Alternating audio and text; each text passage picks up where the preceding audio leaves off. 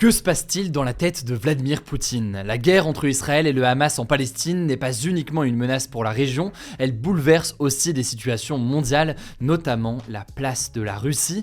Mais alors, comment cette guerre impacte la guerre en Ukraine et comment le président russe Vladimir Poutine pourrait en profiter? Salut, c'est Hugo, j'espère que vous allez bien. C'est le sujet à la une des actualités du jour, sachant qu'on fera évidemment un point juste après sur les dernières actualités à Gaza et puis sur le reste de l'actualité. Alors depuis quelques semaines, les yeux du monde entier sont évidemment rivés sur la situation au Proche-Orient. Pourtant, jusqu'ici, une autre guerre occupait évidemment les esprits, celle de la guerre menée par la Russie en Ukraine, avec l'invasion à grande échelle de l'Ukraine. Et ces deux guerres, tout de même, se rejoignent sur certains aspects, notamment parce que on retrouve certains acteurs américains et russes donc qui sont présents dans ces deux guerres. Aujourd'hui, on va voir donc comment est-ce que la Russie pourrait tenter de profiter en quelque sorte de cette situation pour plusieurs raisons. Alors la première raison, ça concerne directement le front en Ukraine. La Russie espère qu'avec la situation actuelle au Proche-Orient, eh bien les États-Unis auront plus de mal à donner de l'argent à l'Ukraine parce que préoccupés par d'autres enjeux ou alors souhaitant mettre des moyens autre part. Et en soi, les débats sur l'aide américaine apportée à l'Ukraine,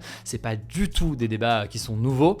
Globalement, le parti républicain de Donald Trump est pas mal opposé aujourd'hui, en tout cas de plus en plus, à l'aide américaine apportée à l'Ukraine. C'est le cas depuis de nombreux mois, on en a déjà parlé sur ce format des actus du jour. Mais là donc, ça pourrait se renforcer et forcément, eh bien, ça profiterait à la Russie dans la situation actuelle. La deuxième raison, elle est davantage diplomatique et médiatique, et elle rejoint beaucoup ce premier point. C'est le fait que le conflit actuel détourne l'attention des Occidentaux, que ce soit les gouvernements, mais aussi les médias, qui étaient jusqu'ici beaucoup concentrés sur la guerre en Ukraine. Et en fait, ce détour de l'attention peut permettre à la Russie de continuer son offensive en Ukraine avec moins d'attention entre guillemets que précédemment. Par exemple, ces derniers jours, la zone d'Avdiivka, une ville de 30 000 habitants, est particulièrement visée par les Russes. Enfin, dernière chose, et c'est peut-être la chose la plus importante à analyser aujourd'hui, l'image des pays occidentaux en a pris un coup dans certains pays. On voit notamment que l'image des pays occidentaux s'est vue dégradée en quelque sorte dans certains pays arabes notamment, où on a pu voir des manifestations devant des ambassades françaises, américaines, etc. Josep Borrell, qui est le chef de la diplomatie de l'Union européenne, a récemment d'ailleurs fait part de son inquiétude sur une montée de la colère anti-occidentale, une colère qu'il constate depuis le 7 octobre et avec des échos notamment de la part des ambassades des pays de l'Union européenne dans de nombreux pays du monde. Et ce qui revient souvent dans ces critiques, c'est la critique, je cite, du deux poids, deux mesures. En gros, le fait de dire comment est-ce que les pays occidentaux peuvent dénoncer des violations du droit international par la Russie en Ukraine et en même temps soutenir sans réserve Israël qui bombarde en ce moment massivement la bande de Gaza. Alors ces derniers jours, plusieurs pays occidentaux, dont la France, ont tenté de nuancer en quelque sorte leur soutien à Israël en déclarant que oui, Israël avait le droit de se défendre mais que les civils devaient être protégés. Cela dit, cette nuance est jugée entre guillemets insuffisante par un certain nombre de pays. Il y a donc ces mouvements de colère dans des pays arabes, mais pas que. On a pu le voir aussi dans certains pays d'Amérique du Sud. Et d'ailleurs là-dessus, le président russe Vladimir Poutine est allé encore plus loin en déclarant que ce nouveau conflit était, je cite, un exemple clair de l'échec de la politique des États-Unis au Moyen-Orient.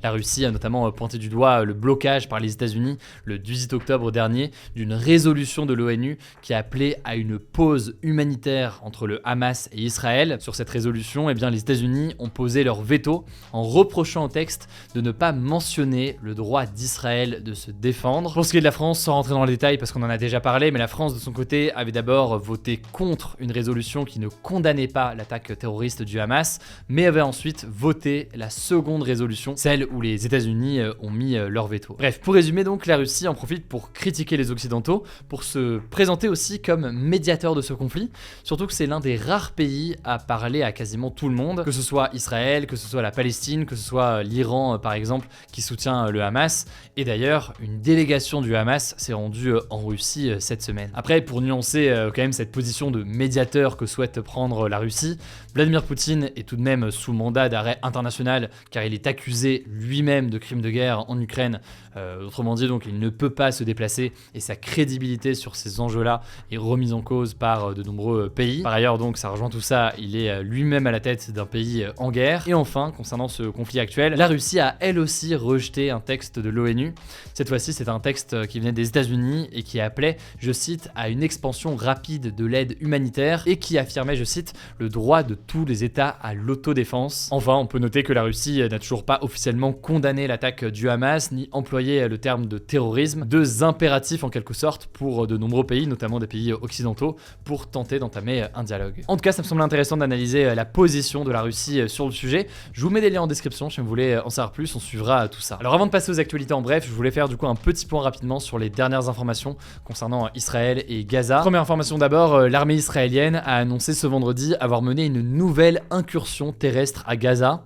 Selon elle, il s'agissait, je cite, d'un raid ciblé dans le secteur central de la bande de Gaza qui aurait mené à l'élimination de terroristes du Hamas, toujours selon l'armée israélienne. Et d'ailleurs, dans la journée de jeudi, l'armée israélienne a affirmé avoir tué 3 hauts responsables du Hamas qui auraient joué un rôle dans l'attaque du 7 octobre. En parallèle, en tout cas à cela, les bombardements israéliens se poursuivent de façon massive, toujours sur le territoire palestinien de Gaza.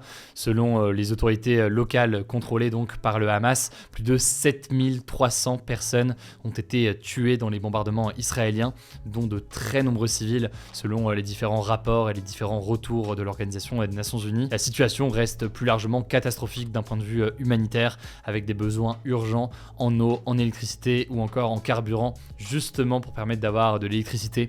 On vous en parlait cette semaine. Du côté israélien, on compte toujours près de 1400 morts, essentiellement des personnes tuées lors de l'attaque du 7 octobre. Deuxième information qui rejoint la première, environ 45% des habitations dans la bande de Gaza ont été endommagées ou détruites selon l'ONU. Ça concernera au total plus de 16 000 logements. A noter ici que l'ONU se base sur des chiffres qui sont fournis justement par le ministère des Travaux Publics et du Logement, contrôlé par le Hamas. Les dirigeants de l'Union Européenne ont réclamé ce jeudi des couloirs humanitaires et des pauses pour venir en aide aux habitants de Gaza. Selon l'ONU, Gaza a un besoin urgent d'aide significative et continue, et ce donc alors que les frappes se poursuivent en ce moment. Du côté de la France, on peut noter notamment que la France a annoncé envoyer 54 tonnes d'aide humanitaire à Gaza dès samedi, dont des kits médicaux d'urgence, des tentes ou encore des médicaments. Et d'ailleurs, concernant les chiffres qui concernent des Français, 35 Français ont été tués en Israël depuis l'attaque du 7 octobre, selon un dernier bilan. Par ailleurs, 9 Français sont encore retenus en otage ou disparus.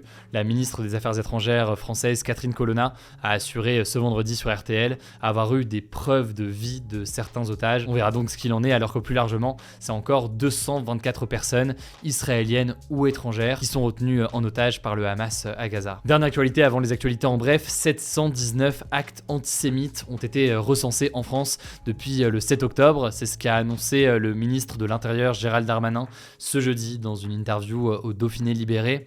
Au total, 839 personnes ont été interpellées en lien avec ces incidents. Il faut noter qu'en moins de 3 semaines, ces chiffres dépassent largement le nombre de signalements sur l'ensemble de l'année 2022, qui était de 436 actes antisémites. On continuera donc à suivre la situation. Je vous laisse avec Blanche pour les actualités en bref et je reviens juste après. Merci Hugo et salut tout le monde. On commence avec cette actu en France. La première ministre Elisabeth Borne a annoncé ce jeudi plusieurs mesures concernant les violences urbaines suite à la mort de Naël cet été. Alors je vais pas tout vous résumer parce qu'il y a pas mal d'annonces, mais la principale chose à retenir, c'est que les parents des mineurs qui ont commis des dégradations devront payer une amende. On ne connaît pas le montant de cette amende pour l'instant. Les parents concernés pourraient également être obligés de suivre des stages de responsabilité parentale ou des travaux d'intérêt général. Autre annonce, les comptes sur les réseaux sociaux qui diffusent un contenu violent ou qui encourage à la violence pourront être bannis pendant 6 mois. Enfin, les mineurs qui ont commis des infractions pourraient être accompagnés par des militaires. Concrètement, les mineurs qui ne respectent pas les couvre-feux en cas d'émeute par exemple, pourraient passer leur nuit dans un centre de protection judiciaire. Par ailleurs, elle a annoncé ce vendredi qu'elle ne voulait plus attribuer de logements aux personnes les plus précaires dans les quartiers prioritaires pour favoriser la mixité sociale. médical. Je vous mets des liens en description. Deuxième actu, près de 4000 médicaments sont en rupture de stock ou en risque de rupture en France, a annoncé le président de l'Union des syndicats de pharmaciens d'officine. Ça concerne notamment l'amoxicilline, qui est un antibiotique, et la cortisone, mais aussi des médicaments anticancéreux, des antalgiques ou encore des antidiabétiques. Alors il y a certaines pénuries qui ne devraient durer qu'1 ou 2 mois, mais certaines risquent d'être plus longues. Pour y faire face, le gouvernement avait annoncé que la production d'une 50aine de médicaments allait être relocalisée en France.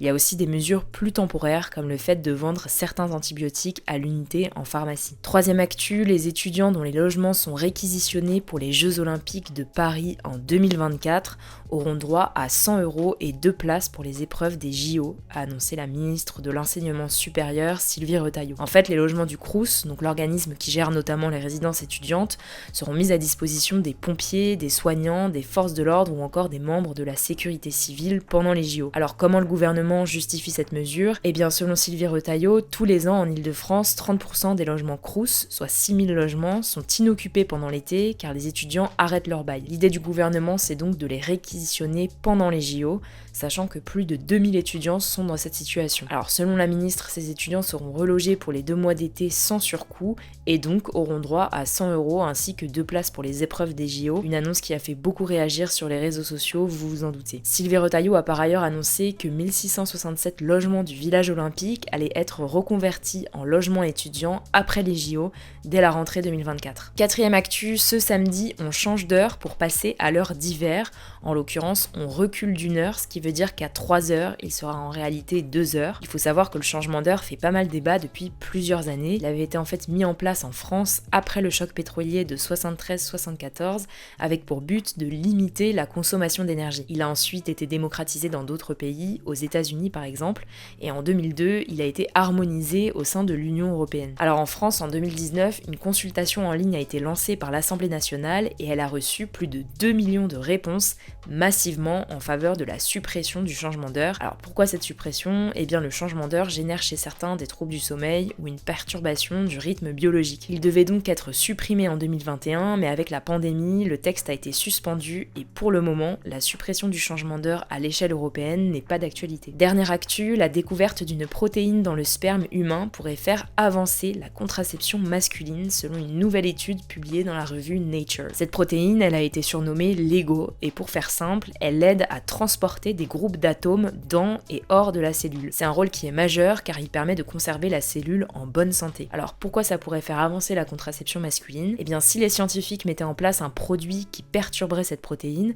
eh bien ça n'aurait a priori pas d'effet dans d'autres cellules puisqu'elle est spécifique au sperme. Bon maintenant attention, ça ne sera pas pour tout de suite, il y a encore énormément de choses à étudier sur cette protéine, mais ça reste une découverte intéressante. Merci beaucoup Blanche pour ces actualités en bref. Alors ce week-end, on va continuer à suivre l'actualité directement sur Instagram. Le nom du compte c'est Hugo Décrypte, vous le savez. N'hésitez pas à vous abonner, mais c'est pas encore le cas pour ne pas louper les actualités suivantes. Prenez soin de vous, prenez soin de nos proches et puis on se dit à demain du coup directement sur Instagram.